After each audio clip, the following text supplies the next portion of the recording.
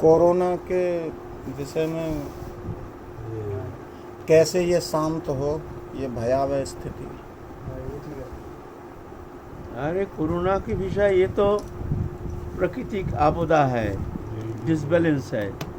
जब प्रकृति के साथ छेड़छानी होती है तभी जा करके प्रकृति शोभित होकर के रिएक्ट करना शुरू कर देता है, कुछ आपदा आ जाता है। ये जो है ये नियंत्रित भगवत इच्छा से होती है, ये मनुष्य के द्वारा नहीं होती है, ये भगवत इच्छा से होती है। और मनुष्य के द्वारा भी ये शांत होने वाला है नहीं। मनुष्य कोशिश कर सकता है, वो सोच सकता है कि मैं बहुत कुछ कर सकता हूँ, विज्ञान बहुत कुछ कर सकता है। एक छोटा सा वायरस पूरा पृथ्वी को हिला दिया, एक छोटा सा एक अनुपरिमाणिक वायरस, उससे आज लड़ने का शक्ति पूरा विश्व में सब विज्ञान तब हाथ उठा दिया। एक वायरस दिखा रहे हैं भगवान, देखो तुम्हारा ताकत कितना है, तुम कितना आगे बढ़ रहे हो। देखो एक छोटा सा अनुपरिमाणिक वायरस, वो वायरस के साथ लड़ने का शक्ति पूरा विश्व को हिला दिया है ना। फिर भी भगवान को मानने के लिए तैयार नहीं, फिर भी भगवत भजन करने के लिए इच्छा नहीं, फिर भी चेतना शक्ति को जागृति के लिए कोई इच्छा नहीं, कोई शिक्षा नहीं, कोई उपदेष्टा नहीं, उपदेश पालन करने वाला नहीं। जो भी दो चार कुछ लोग उपासना करते हैं, भगवत भजन करते हैं, उनके लिए भी कोई विशेष मान्यता नहीं हमारे लोक समाज में। जो भक्त है वो तो सम्मान करते हैं, वो तो मानते हैं, वो जानते हैं, वो विश्वास करते हैं। लेकिन बहुत तो नास्तिक है, वो ये शब्द थोड़ी मानेंगे। ये प्राकृतिक आपदा है। ये प्रकृति जब क्षोभित हो जाती है, प्रकृति के साथ जब छेड़छानी होती है, तभी जाकर के ऐसे आपदा कोई आपदा के रूप में सामने आ जाता है। सब जाकर के फिर जाते हैं भगवत शरण में, जब क्या उपाय अवलंबन किया जाए। ऐसे ही आपदा आई थी तुम्हारा 1900 शतक में। बाबा उस समय थे आप, जब प्लेग आया था, प्लेग बीमारी याद है आपको, है ना। प्लेग बीमारी आया तो उस समय तो इससे भी भयंकर आपदा आई थी उस समय, पूरा विश्व को हिला दिया था। 1900 के लगभग 1918। आज तो ऐसा होगा 100 साल के बाद आता होगा महामारी। एक करोड़ मर गया। हाँ ऐसा आया था। कोई सब ब्रिटिश जो आए थे अंग्रेज भारत में, वो सब भय के मारे छोड़ छाड़ के भागना शुरू कर दिए लंदन। ऐसे आपदा, फिर क्या किया जाए, कोई उपाय नहीं। तो जाकर के उस समय समस्त बड़े बड़े महापुरुष भी आए थे भगवत इच्छा से भारत भूमि में, भारत भूमि को पवित्र करने के लिए। वो लोग तो देखते हैं जो तुम्हारा विज्ञान क्या करे, करने दो, फिर हम लोग देखेंगे, तब हम लोग देखेंगे। तो फिर जा कर के अब बड़े बड़े महापुरुष देखते हैं अब इस आपदा से लड़ने के लिए क्या किया जाए। सब उनके सानिध्य में जा कर के प्रार्थना किए। जैसे मान लो राधा रमन चरण दास देव, फिर तुम्हारा जगत बंधु सुंदर, रामकृष्ण परमहंस देव शायद उस समय थे, विवेकानंद थे, और बड़े बड़े सब महापुरुष उस समय थे। गांधी भी थे, वो भी थे। फिर जाके सब कहते हैं तुम लोग हरिनाम संकीर्तन करो, चारों ओर हरिनाम संकीर्तन करो। अब मुसलमान के अंदर भी हरिनाम संकीर्तन तो प्रचार है नहीं, वो तो संकीर्तन का उतना मान्यता उनके धर्म में है। लेकिन ऐसे भयभीत हो गए थे वो लोग भी, कहते हैं कि हिंदुओं के साथ वो भी सम्मिलित होकर के हरिनाम संकीर्तन में योगदान किए थे। उस समय सब भयभीत हो गए, कैसे भी कोई उपाय अवलंबन करो, नहीं तो ऐसे मर के कलकत्ता के शहर में रास्ते में पड़े रहते थे, कोई उठाने वाला नहीं था। बहुत भयंकर स्थिति। तो इधर पूरा मंडली, बड़े बड़े लाखों सब धर्मावलंबी श्रद्धालु खोल करताल लेकर के गली गली में प्रांत प्रांत में हरिनाम संकीर्तन लेकर के भ्रमण किए। राधा रमन चरण दास देव, जगत बंधु सुंदर, फिर और बड़े बड़े महापुरुष थे उस समय। रामदास महाराज भी उस समय थे। ऐसा विवेकानंद भी वो हरिनाम संकीर्तन देख करके बहुत आश्चर्यचकित हो गए। खैर उनको तो नाम में उतना ये नहीं थी, रुचि नहीं थी उतना, फिर भी श्रद्धा तो करते थे, तो ज्ञान मार्गी थे, फिर भी वो भी बहुत प्रशंसा किए ना। ऐसे हरिनाम संकीर्तन हम लोग कभी ना सुने हैं ना देखे हैं। अभूतपूर्व, श्रुतपूर्व, अदृष्टपूर्व ऐसे हरिनाम संकीर्तन लाखों लाखों लोग हरिनाम संकीर्तन से फिर जाके खुद ही स्वयं ही वो प्लेग रोग शांत हो गया। कोई मेडिसिन नहीं, कुछ नहीं, कैसे शांत हो गया? कौन सा विज्ञान शांत किया? कौन सा मेडिसिन शांत किया? कौन सा वैक्सीन शांत हो गया, शांत किया? उसमें कोई वैक्सीन निकला ही नहीं है, तो प्लेग रोग गया कैसे? अभी तो वैक्सीन निकल गया। अभी अगर शांत हो जाए तुम कहोगे अरे हमारा वैक्सीन निकल गया। तो उस समय प्लेग रोग जब शांत हुआ था, कौन सा वैक्सीन और प्लेग रोग शांत किया था? तो ऐसा नहीं, ये तो आपदा जो है भगवत इच्छा से हो सकती है। अभी भी शांत क्यों नहीं होगा? हो सकता है। घर घर में सब हरिनाम संकीर्तन अगर करे तो भगवत कृपा से ये तो मेरी विश्वास है कि ये बीमार शांत होना कोई बड़ी बात नहीं है। भगवान कृपा करके उनकी इच्छा पलक में अघटन घटन प्रतिवेशी वो जो भगवती शक्ति है वो पलक में शांत कर सकती है। ऐसा है। तो घर घर में हरिनाम संकीर्तन घर घर में होनी चाहिए, तो जा कर के शायद कोई भय रहना नहीं चाहिए। मैं कहता हूँ, मैं अपनी बात घमंड नहीं करते हैं। हमारे यहाँ लास्ट ईयर जब कोरोना संक्रमित हुआ था विशेष रूप से, हमारे यहाँ सबका कोरोना हो गया।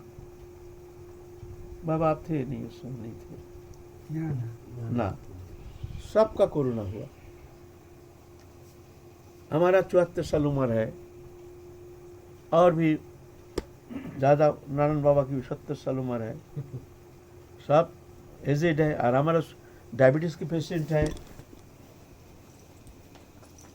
डायबिटीज़ के पेशेंट है,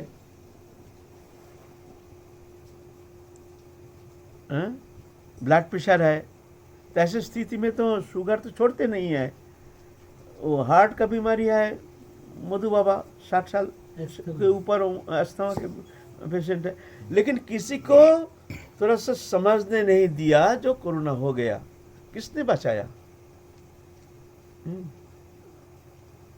किसने बचाया? उनको समझने ही नहीं दिया कोरोना कब आया और कब गया, समझने भी नहीं दिया। ऐसे ही खा रहे हैं, पी रहे हैं, घूम रहे हैं, आया और चला गया। ये भगवत कृपा है। यहाँ कीर्तन रोज होता है, यहाँ हरि कथा होती है, मन लगे ना लगे यहाँ सब भजन करते हैं। और भजन का उद्देश्य लेकर के ही सब यहाँ आए हैं। यहाँ एक सत्यानुसंधानी, परमार्थ लोभी, अच्छा हो बुरा हो कैसे भी हो भगवत शरणागत है। भगवत कृपा माध्यम करके अपने जीवन को समर्पित करके वो भगवत उपासना में व्रती है। अच्छा ना लगे ना लगे कीर्तन करते हैं। तो क्या ये ठाकुर जी की कृपा नहीं? अब क्या जाने लोग क्या कहेंगे, क्या मंतव्य करेंगे, उनकी इच्छा। तो ऐसे हैं। अगर ये आपदा से बचना चाहते हैं तो ये विज्ञान के भरोसे में रहना, ये तो हमारे विचार से तो विशेष कुछ लाभ होने वाला है नहीं, क्योंकि भगवत इच्छा बिना कुछ होना संभव नहीं है। अहं सर्वस्व प्रभव मत्त सर्वं प्रवर्तते इति मत्त भजन्ते मांग बुधा भाव समन्विता। मैं समस्त शिष्ट पदार्थ के मूल कारण हूँ। मत्त सर्वं प्रवर्तते, मेरे द्वारा ही समस्त चालित होता है, मेरे द्वारा। कोई और चालन करने वाला कोई है नहीं, मैं ही करता हूँ। इति मत्या भजन्ते मांग बुध भाव समन्विता, ऐसे जान करके भाव विभावित हो करके मेरे भक्तों मेरा भजन करते हैं। लेकिन मानने वाला है नहीं, नास्तिकता आ गया है सारा विश्व में। इसलिए हरि भजन करना ही सर्वश्रेष्ठ उपाय है। घर घर में हरि नाम संकीर्तन, अपने बाल बच्चा लेकर के हरि नाम संकीर्तन करना, ये परम मंगलप्रद उपाय है ना। हम कभी कभी देखते हैं कि आपके मन में बहुत एक निश्चिंतता सी दिखाई देती है, अभी भी बहुत भयावह स्थिति है, और हम ही कुछ अपनी तरफ से बोल देते हैं, बता देते हैं तो आप सुनते हैं, अपनी तरफ से तो आप उदासीन रहते हैं। उदासीन तो देखते हैं, भगवत इच्छा ही सब है। फिर भी एक सामाजिक नियम ये भी पालन करना जरूरी है, चाहे साधु हो चाहे कोई भी हो। हम समाज जीवन में वास करते हैं और सामाजिक श्रृंखला, नियम श्रृंखला इसको पालन नहीं करेंगे, ये बड़ा अन्याय है। तुम समाज जीवन में रहते हो और सामाजिक श्रृंखला नियम को तुम पालन नहीं करोगे, तुम मास्क नहीं पहनोगे, सब भगवान रक्षा करेंगे। अरे भगवान क्या और सब प्राणी को रक्षा नहीं करते हैं? तुम्हारे लिए सिर्फ भगवान है, और सब जो प्राणी हैं उनके लिए भगवान नहीं है। जो मर रहे हैं कि वो भगवान से उनका कोई संबंध नहीं है। भगवान तो सबके लिए समान है। समोहं सर्वभूतेषु ना मैं देश अस्ति ना प्रिय, मैं सब में समान हूँ, मेरा देश नहीं, कोई प्रिय नहीं। इसीलिए वो तो रक्षा करेंगे, ठीक ही, जिसको रक्षा करना है करेंगे, लेकिन सामाजिक जो नियम है उसको पालन करना जरूरी है। इस माहौल में भी आपको निश्चिंतता देखते हैं? निश्चिंतता हम देखते हैं जो प्रभु ही कारण है, और कोई कारण नहीं है। देखिए ना, ये लास्ट ईयर 1 साल पहले ही तो ये वायरस आया है, कितना अनर्थ कर दिया। अब सोचे हैं कि शायद शांत हो गया, कैसे शांत हो गया भगवान जाने हैं? लेकिन शांत तो लगभग हो गया था। साधारण जीवन व्यतीत कर रहे थे, सामाजिक जीवन, सब जान गए कि अब शायद वायरस समाप्त हो गया। अचानक आंधी जैसे आ गया। कैसे आई है पता? तो इसीलिए ये मानना पड़ेगा, है ना, भगवत भरोसा, भगवत चरण में विश्वास लेकर हरि नाम संकीर्तन करना। शरीर से निकल चुके हैं, तो निश्चिंता होगी ना। निकालने से ही नहीं, विश्वास होने से ही निश्चिंतता आ जाती है। निश्चिंतता कब आती है? जब तक अभिमान रहता है, कर्तृत्वपन रहता है, तब तक चिंता। जब मैं मेरापन रहता है तब तक चिंता। जब देखते हैं तुम ही हो सर्वव्यापक, तुम ही हो सर्व घट घटवासी, तुम हो अविनाशी, ऐसा जब जान जाते हैं, अहंकार समाप्त हो जाता है, तो निश्चिंतता। चिंता है कब? जब तक तुम्हारा अहंकार है, कर्तृत्वपन है।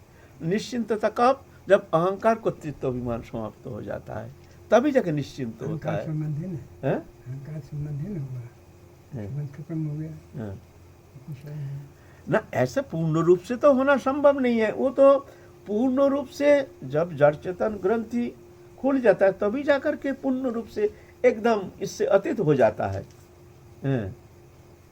तानि कर्माणि न निबद्धन्ति धनंजय, उसको कोई कर्म उसको बंधन नहीं कर सकता है तो स्थिति में। लेकिन उसके पहले भी जो समर्पित हो जाते हैं, जो देखते हैं प्रभु ही कारण है, हम कारण नहीं है, हमारी चेष्टा के द्वारा कुछ होना संभव नहीं है, ऐसे जान करके प्रभु के ऊपर समर्पित होकर के, दृष्टा बन के, अकर्ता होकर के, प्रभु के दास बन के कर्म करते हैं, तो जाके वो निश्चिंत हो जाता है। जब भोक्ता बन के कर्तृत्व अभिमान लेकर के कर्म करते हैं तो चिंता तो रहेगी ही। किसी स्थिति में चिंता से मुक्त होना संभव नहीं है।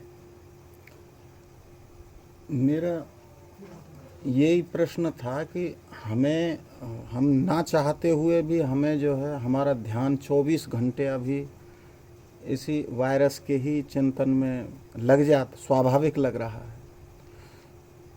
और आपको देखते हैं तो आप निश्चिंत हैं, ना कोई पूछते हैं, ना कोई मतलब सुबह से भजन में बैठते हैं और पूरे दिन भी कोई इस विषय में कोई वार्ता नहीं, और निश्चिंतता। ऐसे ही निश्चिंत हम बने तो उसके लिए क्या किया जाए? हम बने, तुम भगवत चरण में समर्पित होकर के अकर्ता बन के तुम चलो, तो फिर जाके कोई भय नहीं, कोई चिंता नहीं। करता अकर्ता,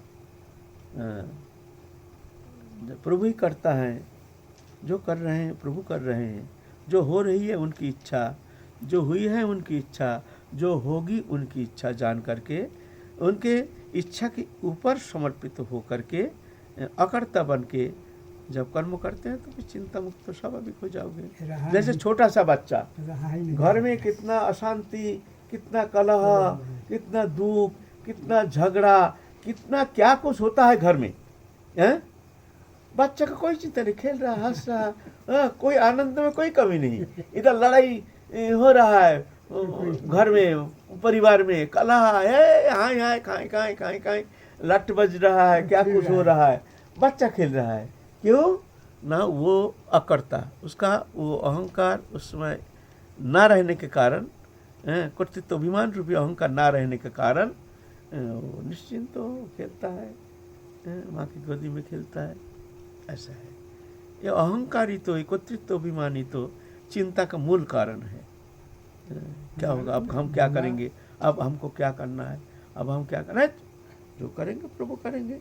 तुम उनके ऊपर समर्पित होकर उनके भरोसे में रहो। हाँ, कर्म करते रहो, लेकिन वो कर्मों के कर्ता मानो प्रभु करा रहे हैं, उनकी इच्छा वो करा रहे हैं, हम यंत्र मात्र हैं, हमको चला रहे हैं, हम रथ तुम रथी। ऐसे में सेवक के स्वास्थ्य के लिए जो चिंतन होता है वो भी अवांछनीय है या समर्पण की कमी से? ना देखो, ये तो प्रेम है ना। हमारे जो गुरुजन है, गुरुवर्ग है, माता पिता है, वृद्ध माता पिता है, तो उनके लिए चिंता तो स्वाभाविक होती है। प्रेम ही कारण है, श्रद्धा ही कारण है, ऐसा तो दोषणीय है नहीं। लेकिन ये जानना चाहिए, ये प्रभु की इच्छा जो हो रही है, लेकिन अपने चेष्टा में कोई त्रुटि नहीं रहनी चाहिए। मान लो गुरु वर्ग के जो सेवा करते हैं, जो सेवक रहता है, या घर में जो बच्चा रहता है, जो माता पिता की सेवा में रहते हैं, वृद्ध माता पिता, चिंता तो करनी ही चाहिए, लेकिन जानना चाहिए जो होगी वो प्रभु की इच्छा, ऐसे जान करके विचलित नहीं होनी चाहिए, चिंता मुक्त रहना चाहिए। कर्तव्य परायण, हाँ, कर्तव्य परायणता चाहिए। हाँ, कर्तव्यहीन होने से होगा नहीं, जो करेंगे प्रभु इच्छा, हम तो बैठे बैठे खाओ पियो और सो जाओ, ऐसा नहीं। हाँ, हाँ, है ना। अच्छा, चलो आगे, यही तो विश्राम कर, काल फिर आलोचना करेंगे।